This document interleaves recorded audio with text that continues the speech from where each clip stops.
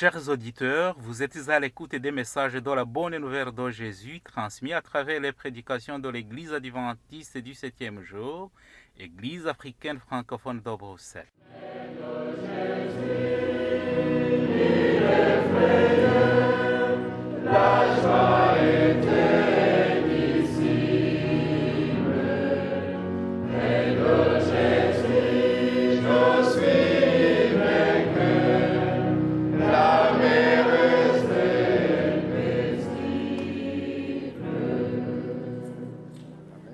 C'est ainsi qu'a commencé la bonne nouvelle de Jésus-Christ, le Fils de Dieu. C'est là ce qui est écrit dans le livre du prophète Ésaïe. J'enverrai mon messager devant toi, il te préparera le chemin.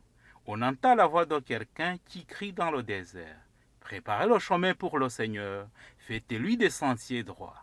Marc chapitre 1, verset 1 à 3. Itangiro ry'ubutumwa bwiza bwa Yesu Kristo, umwana w'Imana. Nk'uko byanditswe n'umuhanuzi Yesaya, ngo nuko ndenda gutuma integuza yanjye mbere yawe, izatunganya inzira yawe. Ijwi ry'urangurira mu butayu, ati nimutunganye inzira z'Uwiteka, mugorore inzira ze. Mariko igice cya mbere, umurongo wa mbere kugeza ku wa 3.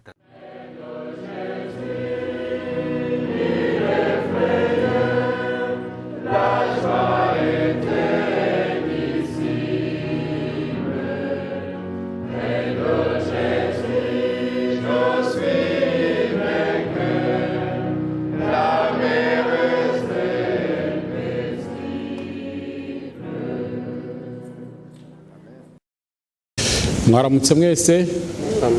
Bonjour à tous. Dufite amahirwe yo kongera kuboneka ahantu hitwa izina ry'Uwiteka. Nous avons un privilège de nous retrouver encore dans le temple de notre Père. Akaba ari umugisha udasanzwe kuko hari benshi nkuko twumvise ibya Amini badashobora no kuvuga izina rye. C'est un privilège parce que de par le monde, il y en a ceux qui ne peuvent même pas parler en son nom. Cyangwa bakubona na Bibiliya bakagutwika. Ou même ils peuvent même te brûler une fois qu'ils te trouvent la Bible en main. Ariko twe umuntu afata Bibiliya ye akaza yemye rwose akaza mu nzu y'Uwiteka. Mais quant à nous, nous sommes dans la liberté totale d'utiliser nos Bibles comme bon nous semble. Icyo ntitwabura kugishimira Imana kuba dufite umudendezo wo kwisagagura ukaririmba ukavuza akaruru nta muntu uje kugukoma imbere. Tel étant immanquablement un remerciement à adresser à notre Seigneur d'être libre de le servir dans la tranquillité. Abamaze kuririmba nabo barakoze bahamije iby'umwami wacu. Merci pour l'ami femme qui viennent de témoigner de notre Seigneur. Ils viennent de nous rappeler qu'on doit avoir l'assurance en Jésus-Christ. C'est lui qui nous fait vivre. Nous vivrons à cause de lui.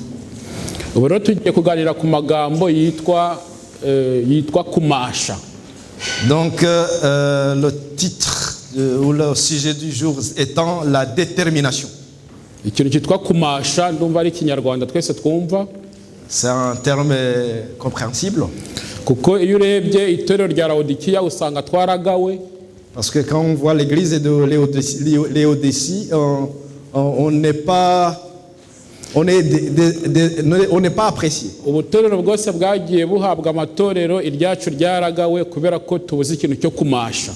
Donc à travers l'histoire des églises, n'ont pas été appréciés, donc ils n'ont pas été à la hauteur parce qu'ils n'ont pas eu la détermination. On est confus. tutaba mu ruhande rumwe ugasanga ntidushyushye kandi ntidukonje ntituri abapagani buri kandi ntituri n'abakristo nyabo. Et cela nous pousse à être tièdes. Nous ne sommes ni païens ni chrétiens, donc on est les intermédiaires. Icyo kintu rero buri wese Imana ifashe kugira ngo ubwo turi buve hano buri wese ajye yisubiramo kugira ngo arebe aho agoryama atunganye inzira ze umwami ari hafi. Que l'Éternel nous aide aider à chacun de faire une rétrospection pour voir vraiment qu'en est-il de la position de notre Père dans nos vies. kuko nubwo twakira ubutumwa umuntu abasanzwe hari ahantu hari ukuntu aba ameze, hari imico n'ingeso biba byarakuze muri we. Une fois que nous accueillons la parole de Dieu, notre antécédent peut-être n'est pas meilleur parce que chacun a son histoire.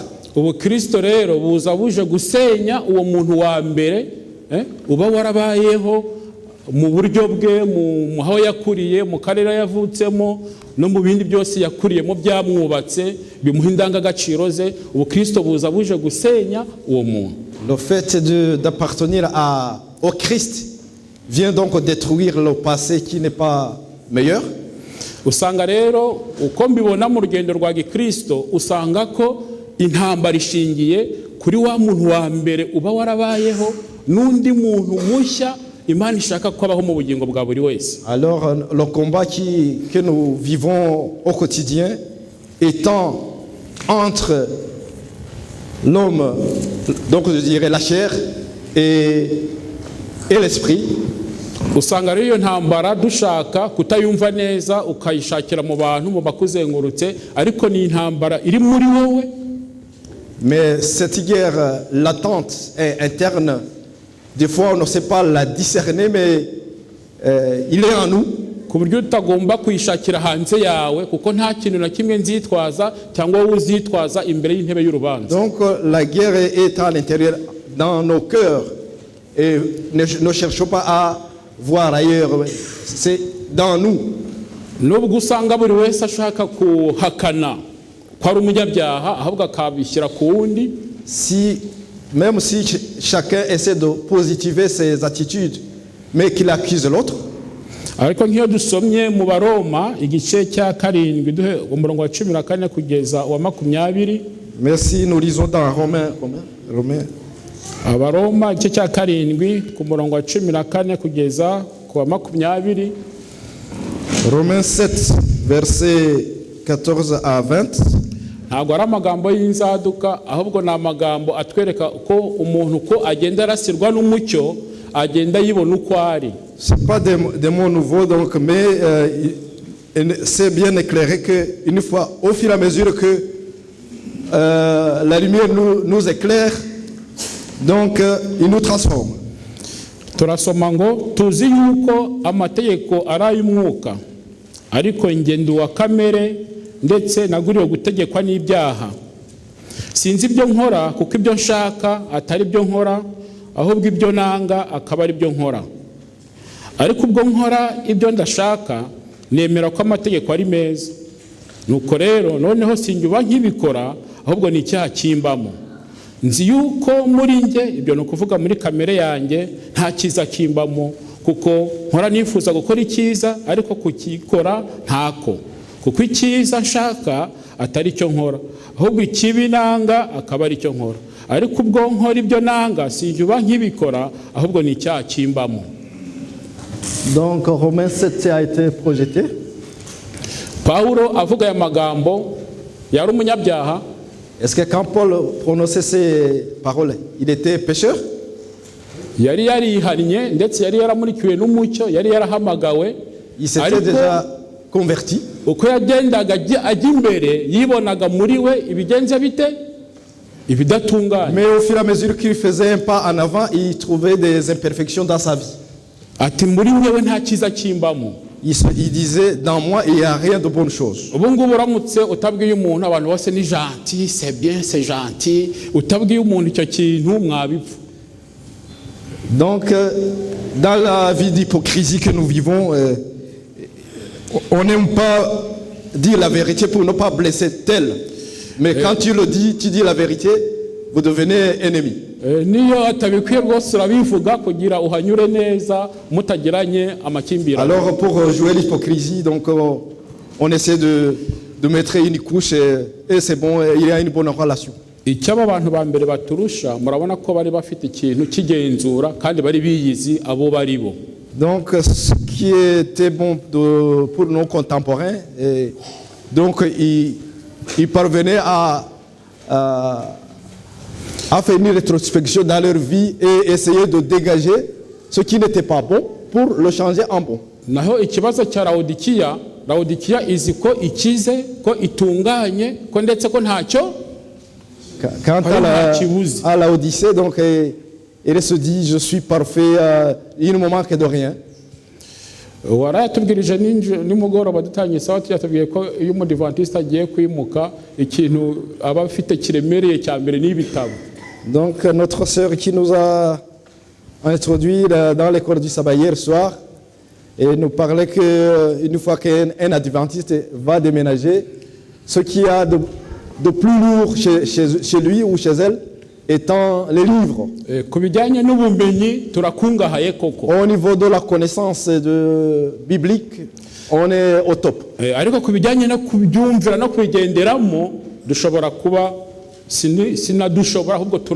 Quant à la mise en pratique, on n'est nulle part.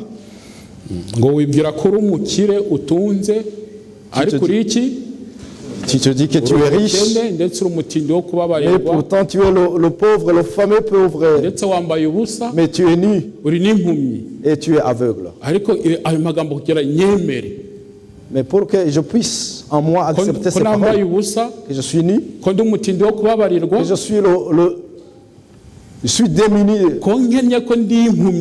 suis pauvre et aveugle.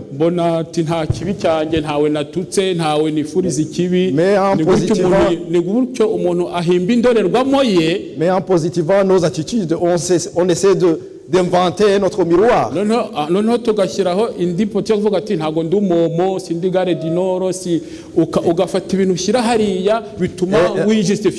On se fait une liste de points positifs pour justifier notre bonté envers l'Éternel. Ariko iyo Paulo yisubiragamo yaravugaga ngo Yesu yaje gukiza abanyabyaha kandi muri abo banyabyaha ninge. Mais quant à Paul, lui, il disait que Jésus est venu sauver le pécheur. Paul se disait qu'il est parmi les pécheurs. Uyu mugabo n'umuntu wamashaga mu nzira arimo niba ari mu kibi akirimo wese n'imbaragaze niba ari no kwica zica. Lui, dans sa détermination, une fois qu'il était dans un côté ou dans un autre, il était déterminé, soit dans le mauvais ou dans le bon sens. Niyo mpamvu Imana yamuhinduye ku butumwa bwiza nabwo aramasha. Mbona ko mu bantu bose bakoze umurimo Paulo navuga ko ndetse yarushije na zira ntumwa 12. Donc Dieu l'a fait un outil de réforme qui même a surpassé ses prédécesseurs. Kuko urugendo rw'umwuka hari byinshi tumwigiraho. Parce que dans cette voie spirituelle, il y a pas mal de choses sur lesquelles on peut étudier. Abantu rero tugomba kwimenya ariko ikintu cyadufasha cya mbere hari indorerwamo Imana yaduhaye. On doit se connaître, mais le mieux c'est qu'on se réfère au miroir que Dieu nous a tracé. Indorerwamo ya mbere. Le premier miroir, nibyo ni ijambo ry'Imana, c'est la parole de Dieu. Ariko ubivuze neza Imana yaduhaye amategeko. Mais quand on essaie d'être un peu exhaustif, Dieu nous a donné les 10 commandements. Buri wese iyo uryamye iyo ubyutse ubasha kwirebamo kugira ngo urebe aho à travers lesquels, dans n'importe quel moment de notre vie, on peut essayer de caser, voir quelle est notre position. Ni ibintu niba bavuga ngo uriya mugabo aryamana n'uriya mugore. Abantu baravuga kuko nta muntu batavuga. Les gens peuvent dire niba udashaka kuvugwa ngo wanze kuvugwa ngo yaheze mu nda. Les gens disent ce qu'ils veulent. Ils peuvent dire tel homme fait des bêtises avec telle femme. C'est pas du chrétien de faire du chantage envers ton prochain.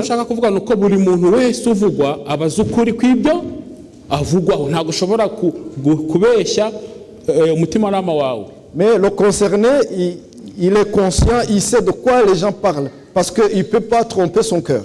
Imana yaduhaye ijambo ryayo iduha amategeko umuntu abasha kwirebamo ukibonamo kandi umutima nama wawe nawe ukwemeza koko aho uhagaze. Nta muntu numwe wamenya ibyawe kukurusha. Uzi inzira urimo, ibyo unyuramo urabizi, aho uhagaze urabizi, ibyo wijandika murabizi.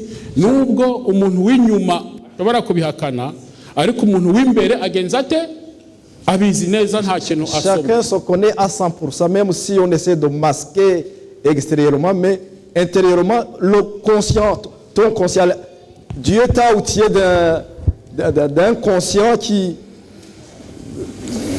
intellectuel qui peut t'éclairer vers le bon, quoique toi tu choisis le mal. Burya abantu akenshi dutinda iyo nk'umusore arambagiza umukobwa.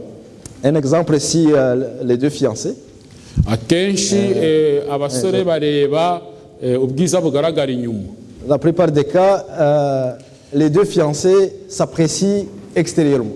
Kuko usanga bavuga ngo uriya ni umutibwa, uriya bafite Il y a des terminologies qui disent que telle elle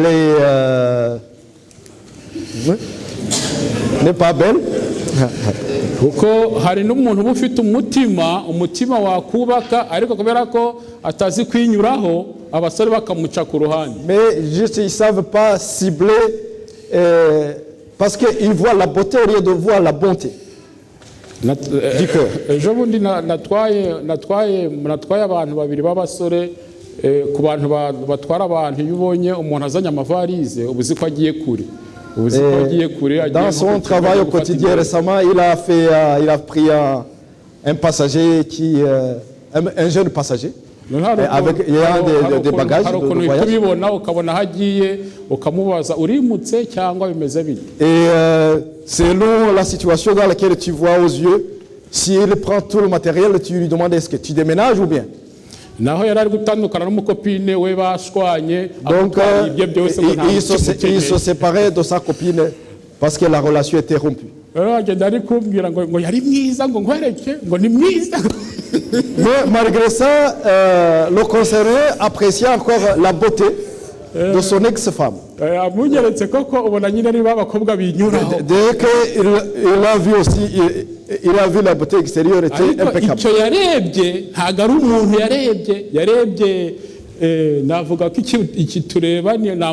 Mais elle n'a vu que l'emballage, le corps extérieur.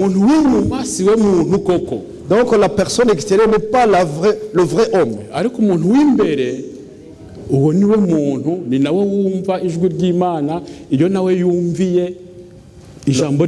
Le vrai personnage étant l'intérieur, donc la bonté du cœur.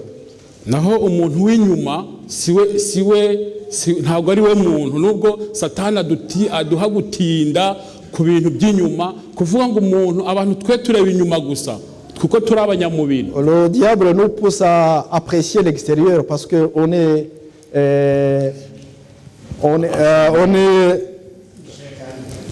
pardon, on donne l'appréciation à la chair, donc sur le physique. Kuko hari abantu benshi iyo bajya kurambagiza bavuga ati nzarambagiza uvuka mu karere kanjye, nzarambagiza se uwo dusangiye amateka. Hari abimbwiye ati ninjyanganya ntaba ari kuseka dusangiye amateka tuganya twembi tuganye. Pour les fiancés, des fois ils se définissent des critères sur lesquels ils vont se baser. Donc disons peut-être venant de la même région, peut-être ayant les histoires semblables.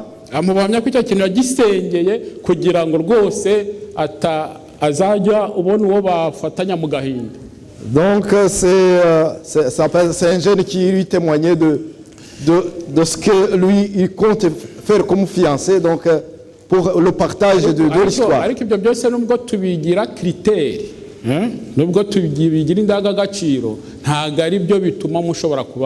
Même tout cela étant les points clés que sur lesquels nous nous basons, cela ne définit nécessairement pas que ça va tenir. Umuntu ntago ari umuntu inyuma ahubwo ni umuntu w'imbere, kandi Imana iratubwira ngo twiyambure umuntu wa kera no kwifuza kwe guhenebereza. Enlevez-nous, donc la parole de Dieu nous dit clairement que il faut abandonner la personne, les œuvres de la chair, mais considérer ce qui est intérieur. Niyo mpamvu wenda nk'ikintu ushobora kubabwira nk'abanyarwanda nk'umuntu rwose umuzumva afite ubuhamya bwiza atuye umuntu ntiwamenya niba ari umuwaro niba ari umufurama akaba afite ubuhamya ko ari umuntu vraiment w'umukristo. Si, uwo muntu azaba ageze kure mu rugendo. donc, selon la situation qu'on voit ici en Europe, si quelqu'un vous donne son témoignage, sans se considérer qu'il est flamand ou wallon, umuntu ufite ubuhamya, quelqu'un qui a un témoignage concret, atari umuntu ubogamiye mu ruhande runaka, quelqu'un neutre, ne considérant pas les origines flamandes. Bashobora kumenya ubwoko bwe.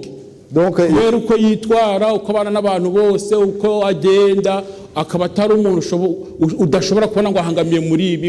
Et il nous arrive de croiser des personnes sur lesquelles même on se demande d'où ils viennent parce qu'on voit ils conservent leur neutralité. Burya uwo muntu aba afite ubuhamya bwiza kandi aba afite iyajya, aba afite n'icyo yamenye. Telle personne a un bon témoignage à rendre et il a une détermination, il a une direction.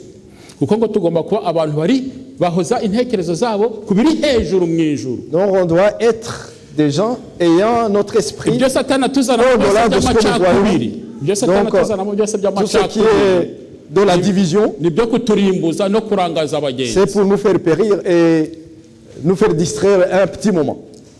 Mbere yuko dukomeza tugiye kureba filime akanya gato, nabwiye Aimable aho ari buze guhera. Avant de commencer, on va regarder un petit film instructif.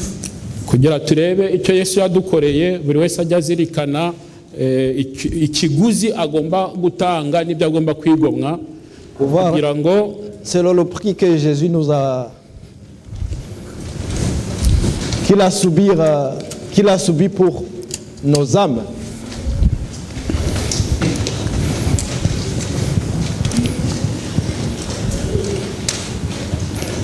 Nabwiye Aimable ahari buze guhera, ndumva atabigize. La technique, na kanya gato buri wese atekereze, arebe iriya scène, arebe icyo yakorewe.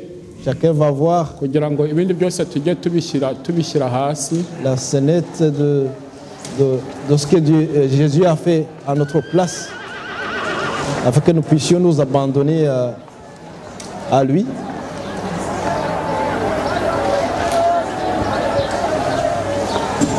Cet homme n'a rien fait qui mérite la sentence de mort. Uyu muntu ntacyo yakoze cyatuma acirwa urwo gupfa. Je vais le faire fouetter et le relâcher. Nous avons obtenu que tu nous rendes un prisonnier à chaque fête de la Pâque. Alors relâche-nous, Barabbas, et fais mourir cet homme. Oui, rends-nous Barabbas. Kuduha ubuhorera imbohe uko iminsi mukuru uje, turashaka ko tubuhorera Baraba ariko ukamubamba. Crucifie-le! Oui, crucifie-le! Nabambwe. Toi, fouettez-le.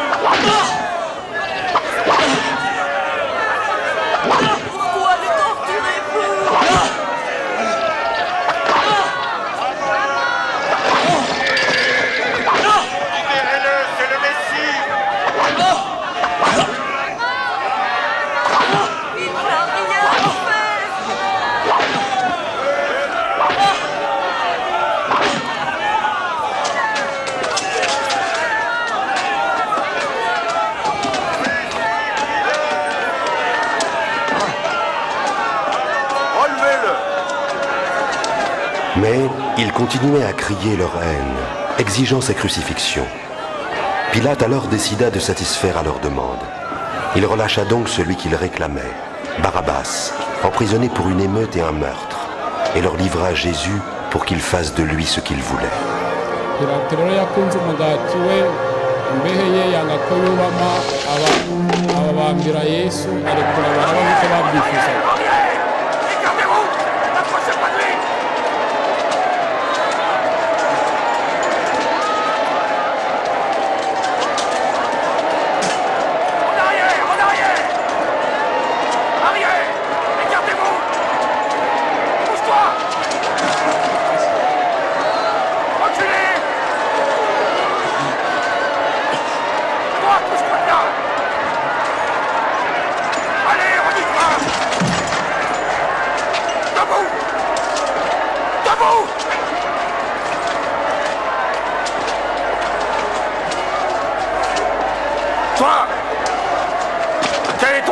Je m'appelle Simon de Cyrène.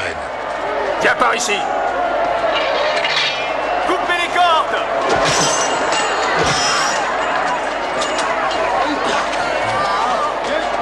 Toi, porte-la. Allez, avance. Arrière. Arrière. Laisse-le.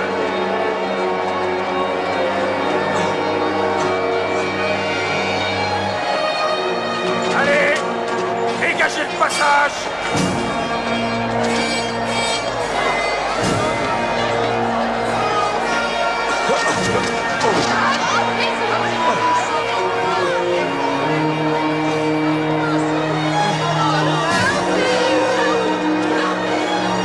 Arrière, reculez.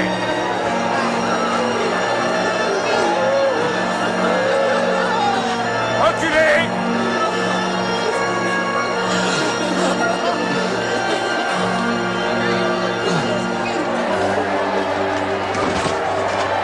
Nous pleurons pour toi, Seigneur. Bois ceci. Bois. Bois, Seigneur.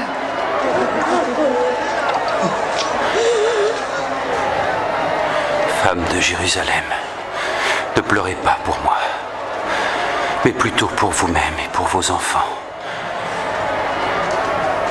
Car je vous le dis, si l'on traite ainsi le bois vert, que fera-t-on du bois mort? Que Dieu te vienne en aide. Nous prierons pour toi.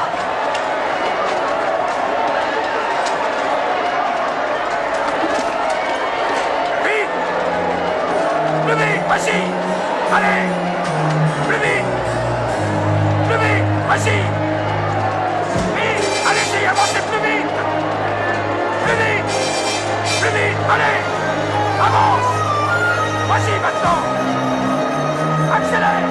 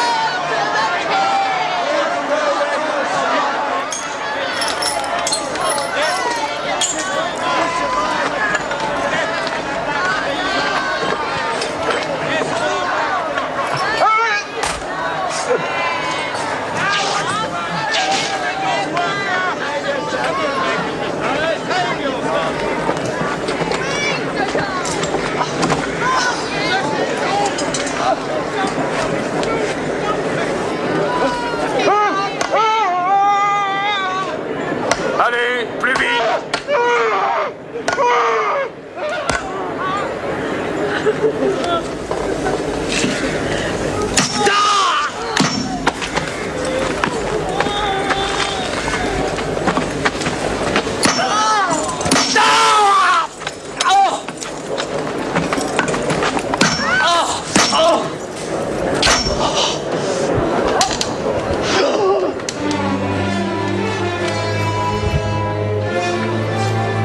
Lissez la croix.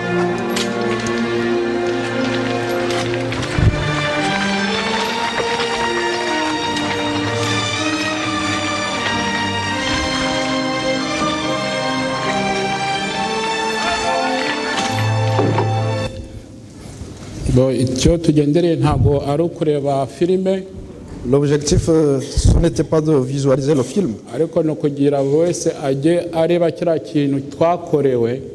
Iyo waba udafite umutima w'umuntu hari ahantu bigera amarira akaza.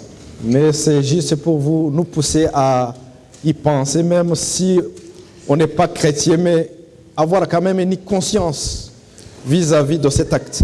uriya mugabo wadukiniriye filime Imana izamuha umugisha kuko byibuze nubwo akabaro ka Yesu kuva ibyuya bivanze n'amaraso ntago byari ibintu birenze ibyo tubona.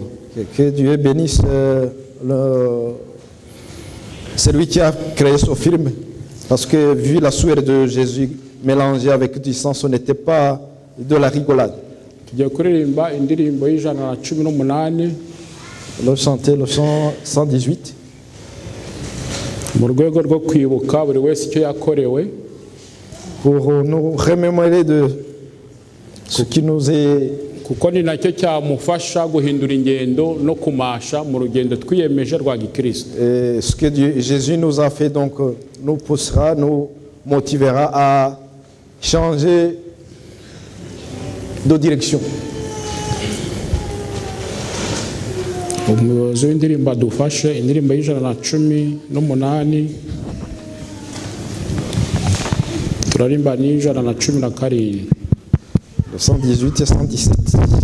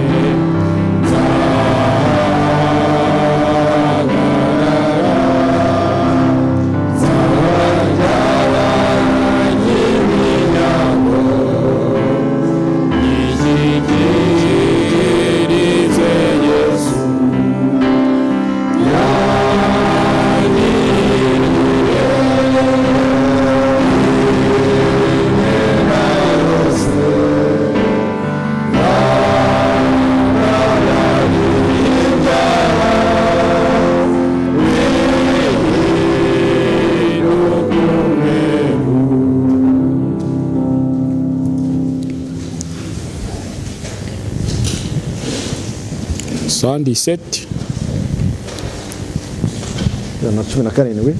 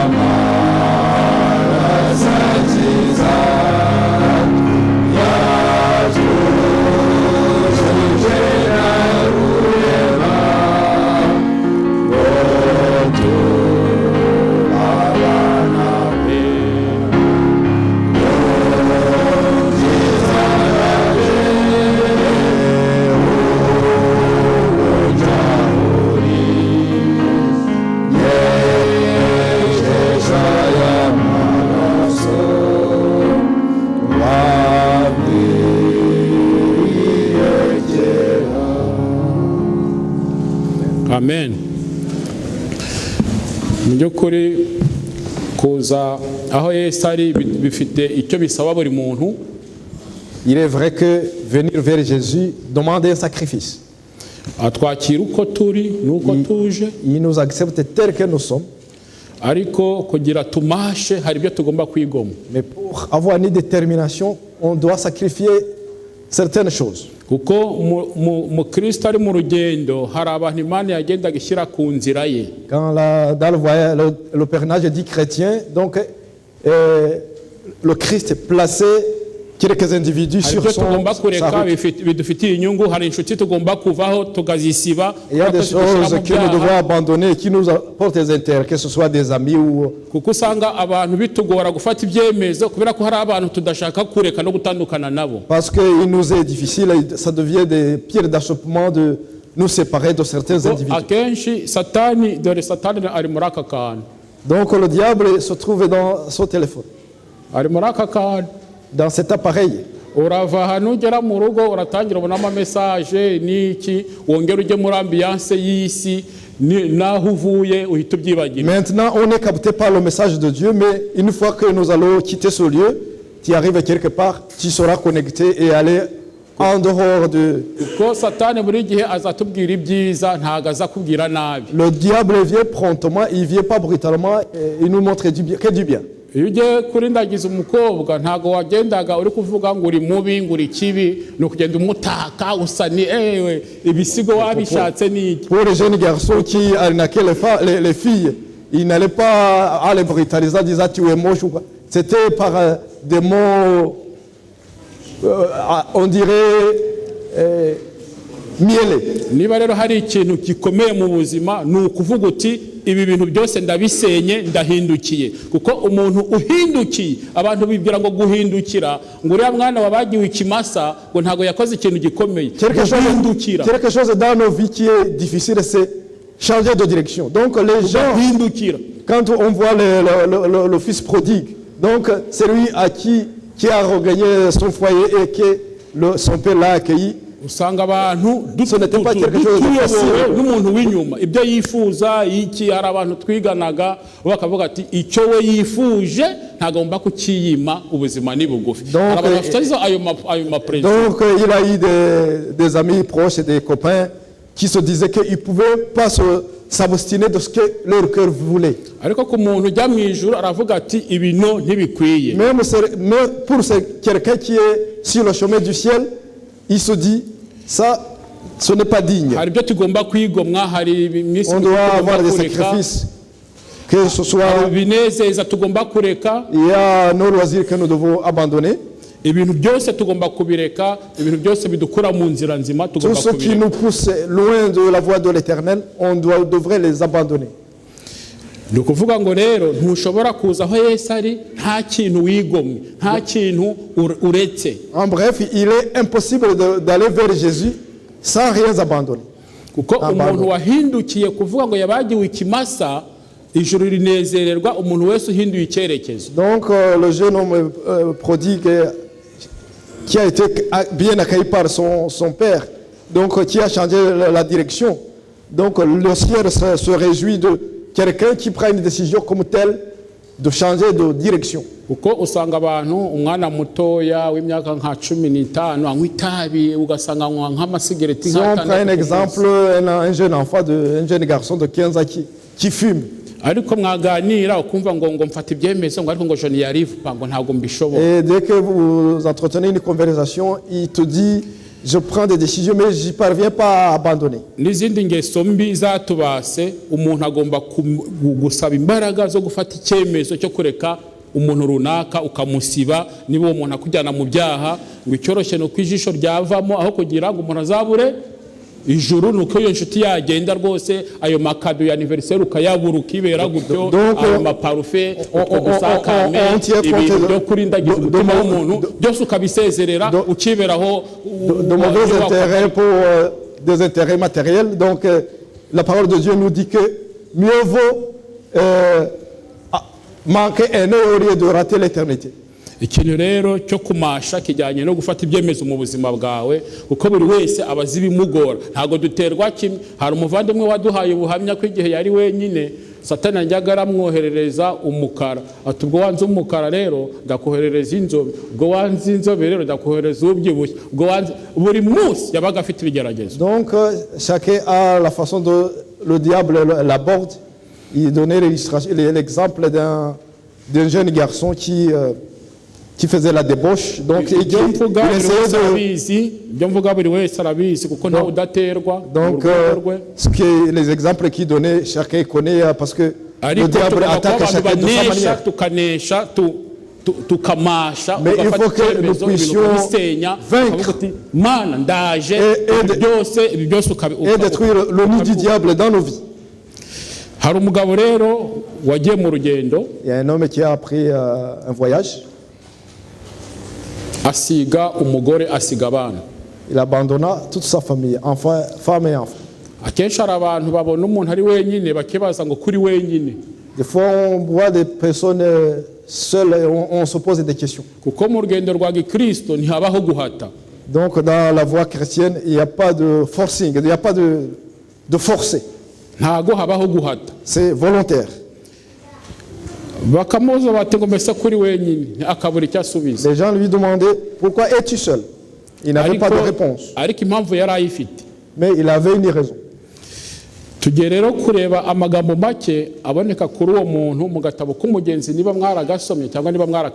allons voir ce que le petit livre du voyageur, certains extraits parlaient de lui. Le chrétien est arrivé à un endroit qui s'appelait Belle Maison. Et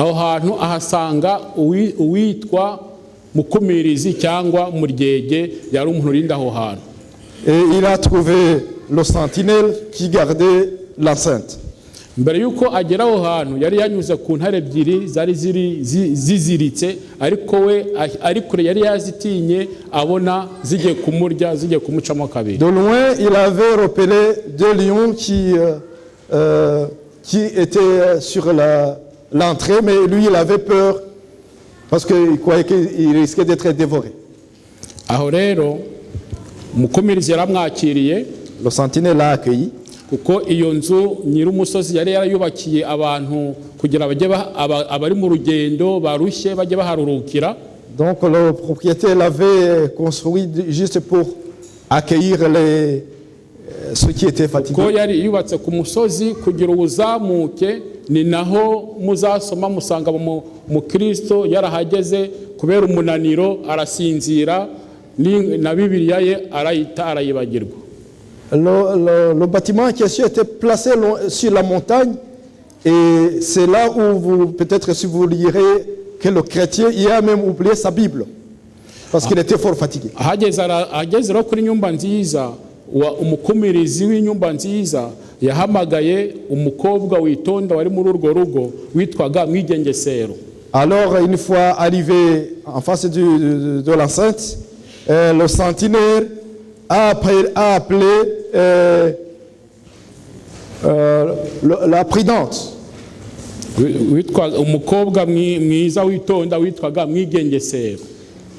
il y avait justement une fille qui était à l'intérieur qui s'appelait la prudente. Abakobwa bacu mugomba kuba muri abantu bigengesera. Ayo mazina ntabwo ari gupfa kuyavuga gutyo gusa, mugomba kuba abantu bigengesera. Nos filles doivent être prudentes. Muri iyo nzu harimo abantu batatu, harimo witwa Mwirinzi. Dans cette maison, il y avait trois personnes. Il y avait le veilleur.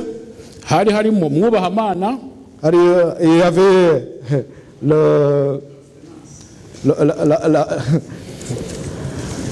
Mwubahamana, obéir à Dieu, quelqu'un qui obéit à Dieu.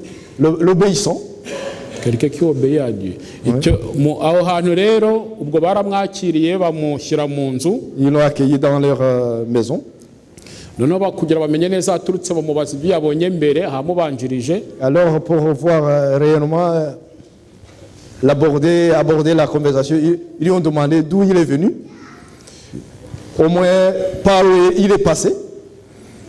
avuga ko yageze ahantu kwa musobanuzi akahabona umuriro waka ariko hari umuntu wambaye umukara arimo awuzimya asukamo amazi.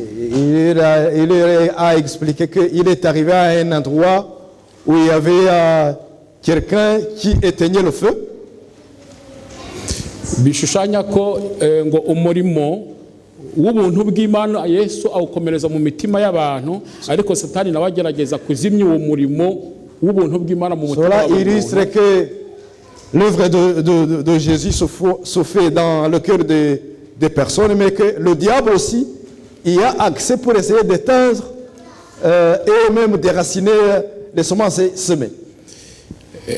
Avuga ko yabonye umuntu wakoze ibyaha byamukuye mu byiringiro by'imbabazi z'Imana. Il a dit qu'il a trouvé quelqu'un qui a commis trop de péchés, l'ayant même fait rater la compassion de l'Éternel. Donc, ce qu'on doit avoir l'espérance qu'on a été sauvé.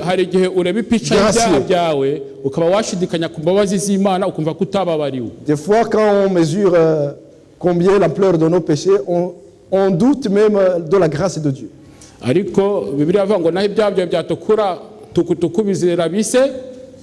Mais il nous est dit que même si nos péchés sont rouges, ils seront blancs comme la neige. Personne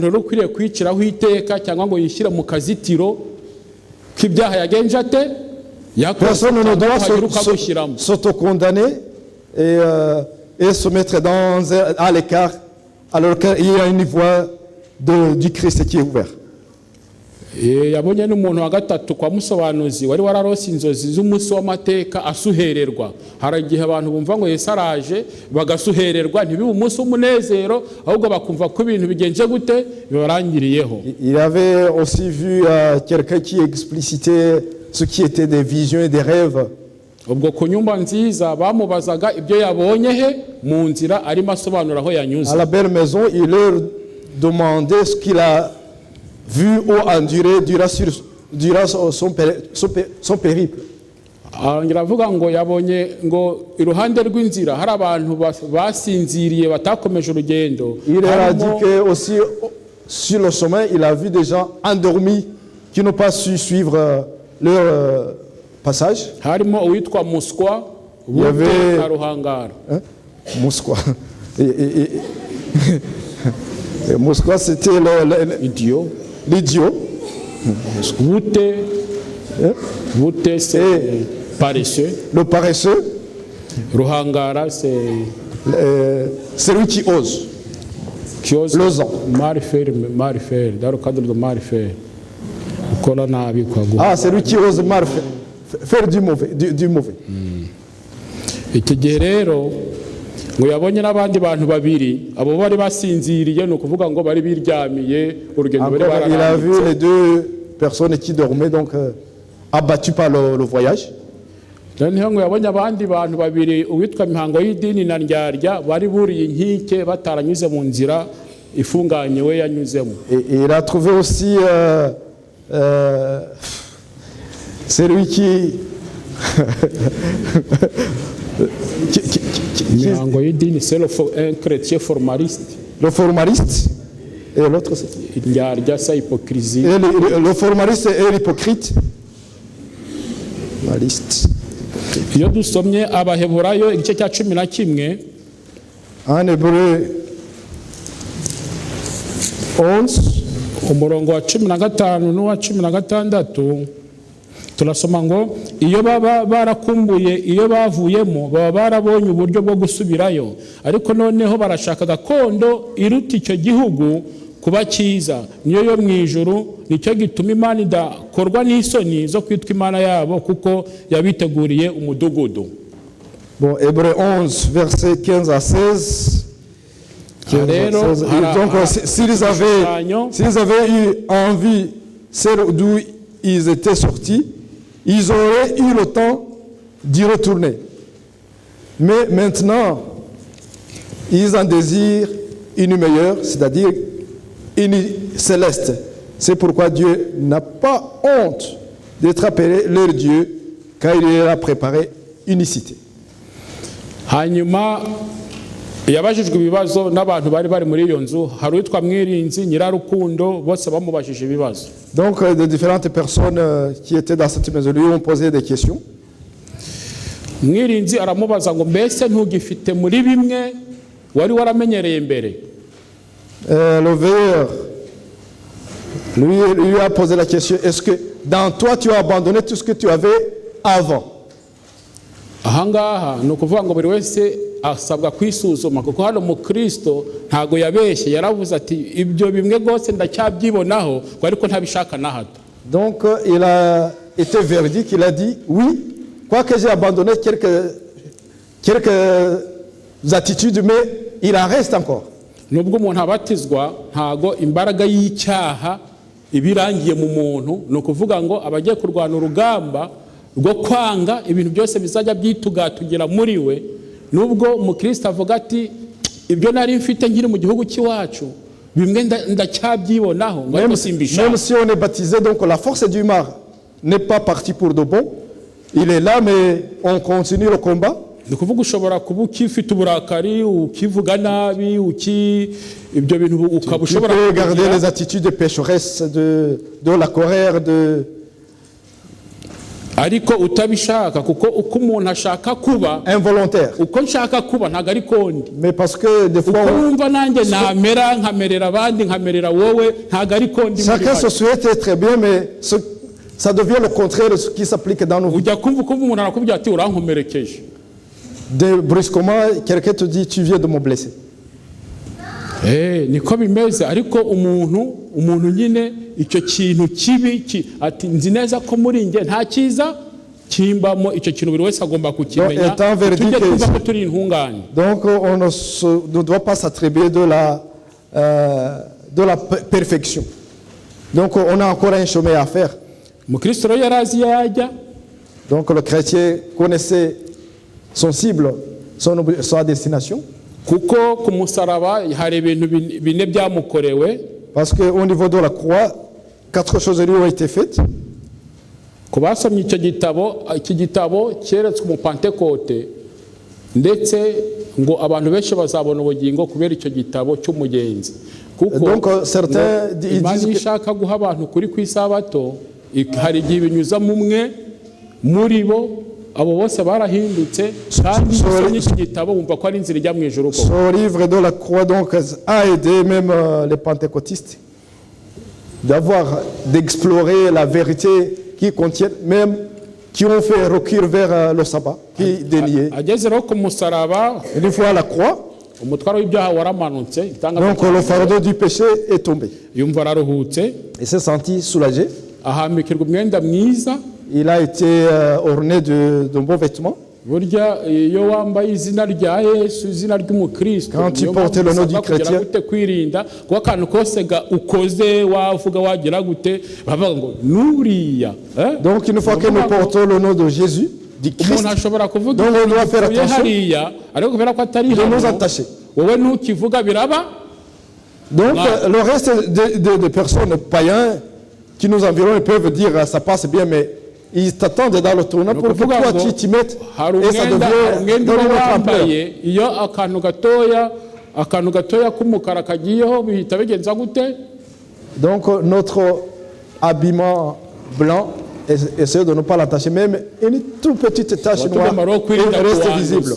Tugomba kwirinda kuwanduza. Hanyuma yahawe n'umuzingo agomba kugenda asoma inzira yose. Il lui a été donné aussi du livre à lire durant son traversée. Kandi noneho ngo yahise agira umutima wo gukunda igihugu agiyemo. Et cela lui a donné l'amour envers le pays, le destiné. Ibyahishuwe 21 umurongo wa 4. Apocalypse 21 verset 4. Ngo izahanagura amarira yose ku maso yabo, kandi urupfu ntiruzabaho ukundi, kandi umuborogo cyangwa gutaka cyangwa kuribwa ntibizabaho ukundi, kuko ibya mbere bishize. 21:4, ça a été projeté. Icyo gihugu cyazahorezwamo amarira agahanagurwa ku maso ye, arakinezerewe kandi agitegerezanyije umunezero kandi agikunda kuruta ibindi bintu byose. Le pays dans lequel les larmes seront essuyées et il oubliera tout ce qu'il a enduré, il en est fier et il attend avec persévérance. Mbese twe twavuga ko dukunze ijuru kuruta ibintu byose. Puissions nous dire que nous apprécions, nous voulions être au ciel mieux que autre chose. Aimons-nous le ciel qui nous est plus autre chose.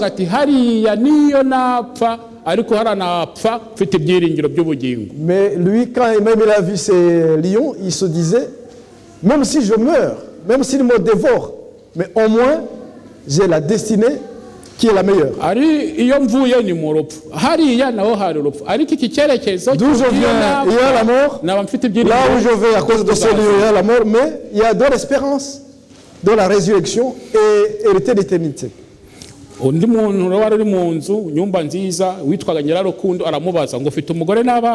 L'autre qui était dans cette maison, qui était la charitable, lui a demandé, as-tu une famille, une femme et des enfants?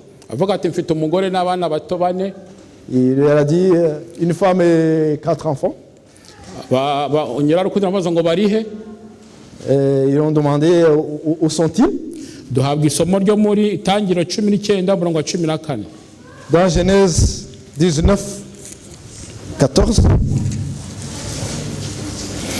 Loti arasohoka avugana n'abakwe be barongoye abakobwa be arababwira ati nimuhaguruke muva aha hantu kuko Uwiteka agiye kurimbura uyu mudugudu, ariko abakwe bo babigize nk'ibikino. Ça a été projeté. Nawe yaravuze ati narabibabwiye ariko babigize. L'autre a dit que j'ai averti, mais ils ont fait ça de l'amusement. Nyirarukundo aramubaza ngo mbese warabasabiye? La charitable lui a dit, est-ce que tu as prié tu as intercédé pour eux? Et lui demande pourquoi elle résiste de te suivre. Et il lui a dit, ma femme a refusé d'abandonner ce qui est du monde.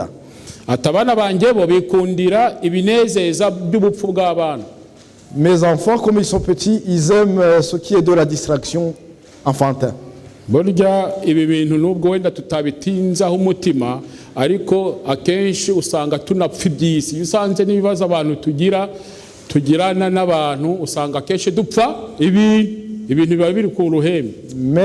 si vraiment on essaie d'y réfléchir beaucoup plus loin, ce qui nous sépare, ce sont des choses mondaines.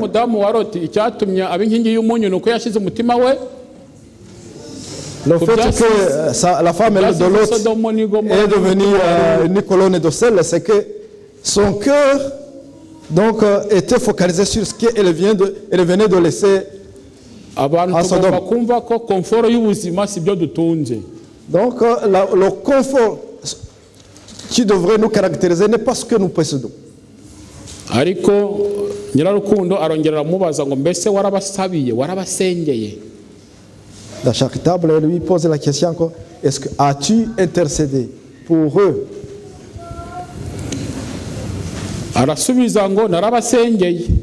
Noneho arongera arabaza ngo mbese ingeso zawe mbi ntizononye impamvu zose wababwiye ngo zibareshye ngo muzane?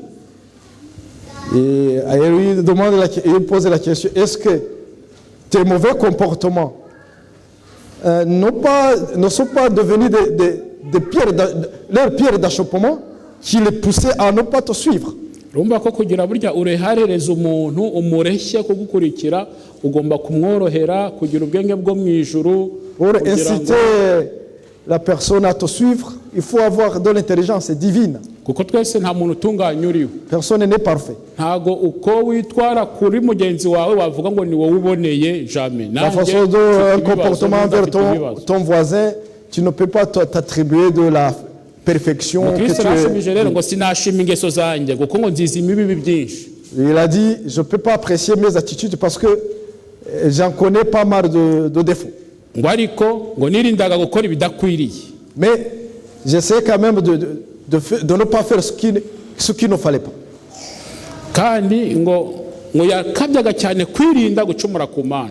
Et qu'il essayait de vraiment de ne pas outrager l'Éternel.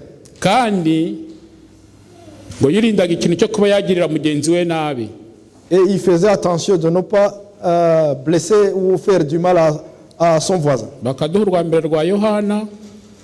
Jean 3:12. 1 Jean 3:12. ngo tutamera nka Kayini wari umubi akica murumuna we, mbese icyatumye amwica niki? Nuko ingeso ze zari mbi naho iza murumuna we zikaba nziza. Le verset a été projeté. Aha rero ijambo ryamubwiye ngo niba warabasengeye kandi ukababwira ko bari mu kaga, washimishwa n'amagambo tubona muri Ezekiel 3. Et alors il lui a dit, si tu as intercédé pour eux et que les périodes qu'ils traversent étant mauvaises,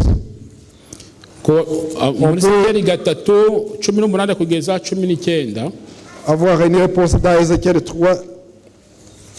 3, versets 18 à 19. Ézéchiel.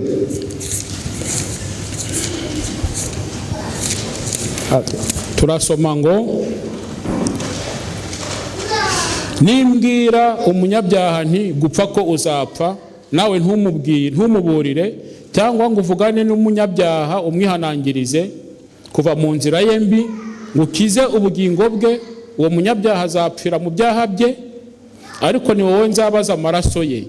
Ariko nuburira umunyabyaha ntave mu byaha bye cyangwa mu nzira ye mbi, azapfira mu byaha bye, ariko weho uzabukijije ubugingo bwawe. Ça a été projeté. Aha rero murabona ko umuntu wese abasabwa kuvugana no kubwira mugenzi we, cyangwa umuntu wese ashaka guha umucyo, kuko nutabikora gutyo nubwo uwo muntu azapfa, ariko wowe Imana izakubaza iki? Kuko warubizi. Chacun a le devoir d'avertir, même de. Urumva ko kugera mu ijuru uri wenyine uba ugomba kwisobanura, d'éduquer son entourage. Si ne le fait pas, ton salut lui sera réclamé. Donc on doit faire tout pour que on y reste quitte, sans un jugement qui nous attend envers ce qu'on devrait faire envers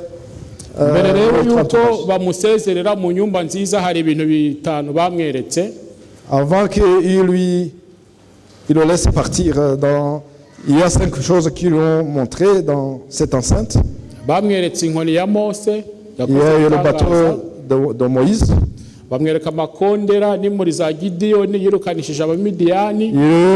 ont montré des cornes de Gédéon qu'il a utilisé pour faire fuir l'armée des Médians. Ils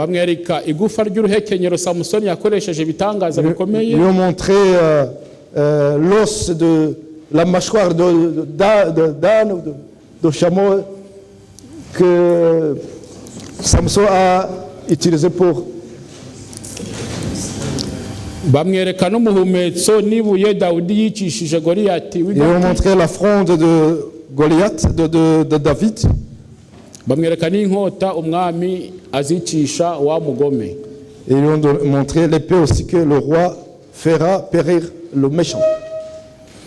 Aha rero ahantu yarahigiye cyane nahashushanya nuko umuntu agera mu itorero akahigira ibintu byose. Donc le Christ a vraiment appris pas mal de choses à cet endroit. Comme je peux essayer de comparer à une église dans laquelle on apprend beaucoup de choses de notre passé. Na akantu gatoya nafashe, ariko usanga iyo usoma iki gitabo harimo ubwenge, kandi akenshi bakugarura kuri Bibiliya, ari kuvuga ngo inkoni ya Mose ni kuva 4:12 4:17, ari bya Gidewoni biri mu bacamanza 7:10, ari gufa ry'uruhekenyero riri ahantu hose bagenda baguha imirongo ijyanye ni usanga bihura neza n'ijambo ry'Imana. C'était des petits extraits que j'ai tirés de ce petit livre, mais qui sont quand même instructifs. bamuha umutsima, bamuha icupa ry'amazi n'isere ry'inzabibu. Alors, ils ont donné la nourriture pour le voyage. Il y en a qui possédait, donc pour l'aider à continuer son voyage. Ntabwo byoroshye gusiga abawe. Il n'est pas facile d'abandonner les tiens. Murumva ko ni ikintu gikomeye yari yarakoze. C'est quelque chose de difficile qu'il avait tenté. Bitwereka ko kumasha no gufata ibyemezo mu buzima bwawe nta kintu na kimwe kikwiriye kukwitega imbere, yaba umufasha yaba abana. Igihe nikigera ibyo Imana igomba gutunganya izagira ite, izabitunganya, nta n'abantu bahagurukira rimwe. Pour dire que en fait, une fois que pour prendre une direction avec détermination, il faut pas voir à gauche à droite de ce que tu possèdes, de tes enfants, de ta femme et tout ça.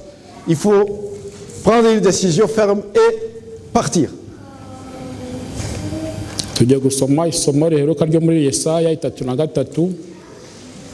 Alors on lit dans Ésaïe 33.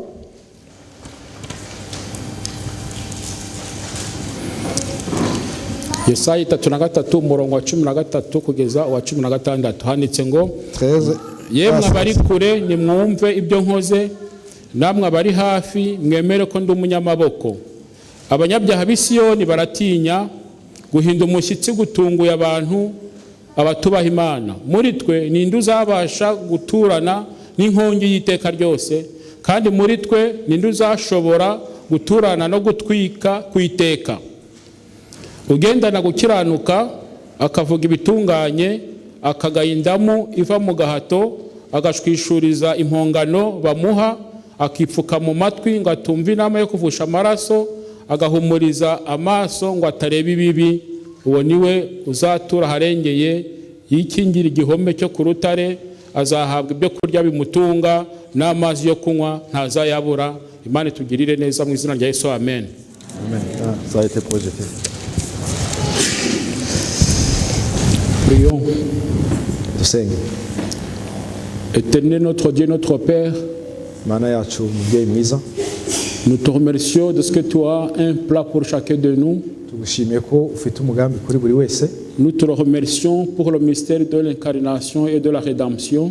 Tugushimiye uburyo watwitangiye ndetse ukanazuka. Tu as consenti à t'offrir toi-même par le biais de Jésus-Christ notre Sauveur. Niwe wimanukiye ndetse unyujije mu mwana wawe ukunda Yesu Kristo. Nous te remercions pour ce sacrifice expiatoire glorieux, que ton nom soit glorifié, notre Père. Tugushimiye icyo gikorwa kidukuraho ibyaha wadukoreye, izina ryawe ribihimbarizwa. Nous te demandons, Éternel notre Dieu, de déverser à chaque personne tout présente la portion du Saint-Esprit. Dusabye buri wese uri muri twe umwuka wawe wera, pour qu'il puisse nous aider à prendre des résolutions dans notre vie de chaque jour, kugira ngo tufate ibyemezo bihamye mu buzima bwacu bwa buri munsi, afin que nous puissions nous préparer à ton retour, kugira ngo tukwitegure, car tes promesses sont certaines et s'accompliront. Kuko amagambo yawe ndetse amasezerano yawe nta kuka kandi azaba. Que nous te prenions au mot et que chacun puisse s'examiner dans ces derniers jours, kandi tugusaba kugira ngo buri wese umuhe kubasha kwiyinira, pour ne pas rater la couronne incorruptible que tu as préparée à tes enfants qui t'aiment tendre, Père. kugira ngo ibyo duhura nabyo bitazatubuza ikamba ritangirika wabikiye buri wese. Veuille nous fortifier à travers les différentes tentations qui fondent sur nos vies.